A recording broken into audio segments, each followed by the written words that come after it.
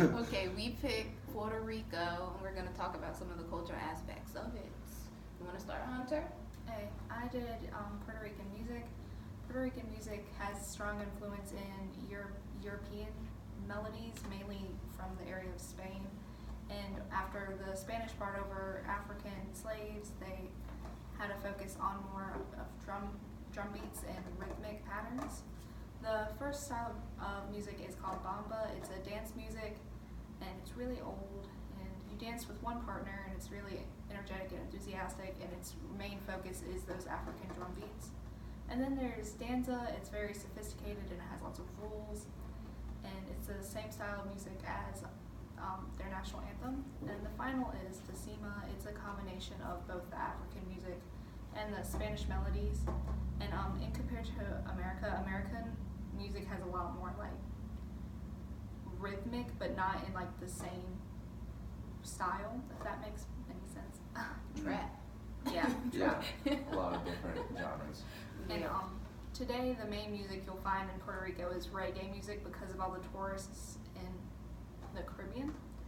And then the most famous musician from Puerto Rico is Ricky Martin. Mm-hmm. I still don't even know a song by him. So Living La Vida Loca. Okay. Oh, okay. Okay, now I know. Alright, you want to go, Nia? I picked the family culture, and according to LDLDproject.com, Puerto Ricans care a lot about their family. Like, they have their own word for it. It's called Felicimo. That means like close family connections. Mm-hmm. And they really show it is because they have 3 generations living under the same roof. So you see the grandparents, the parents, and the children all living together. Because it's uncommon for the elderly to be put in nursing homes, unlike here, we kind of like exiled. Yeah, we kind of do them dirty, honestly. Yeah. But the married children, they live right next door to their parents, and they even stay at home until it's time for them to get married, and then they just move straight in. So it's kind of like here, no, you would not be looked at highly if you're staying with your parents in your 30s until you get married. Very different, like, cultural point of views. Yeah, we're more focused on independence, so it's kind of like we're encouraged to go off to college, go out of state, and do other things. Mm-hmm. Then they really stay close together, and it's really kind of cool. It's because I'm living right next door to your family. Because over here it's kind of like everybody's in different states. Mm-hmm. You're far away. You can't just walk a couple feet and be at your parents' house. Yeah, for sure. It's a bit more difficult. You got to fly on a plane or do something. Yeah. So I thought that was really nice that they could do something like that, because it's kind of, even though we're small, we have to travel kind of a lot more to get to our family. Yeah, for sure. Well, I have the food and the cuisine aspect of Puerto Rico. So a lot like America is influenced by a lot of different cultural like cuisines and stuff. Like, we have all different types of food in America, just because like the cultural impact that other nations have had on us. So it's kind of the same with Puerto Rico, but they're way more Hispanic and like Spanish based, I want to say. So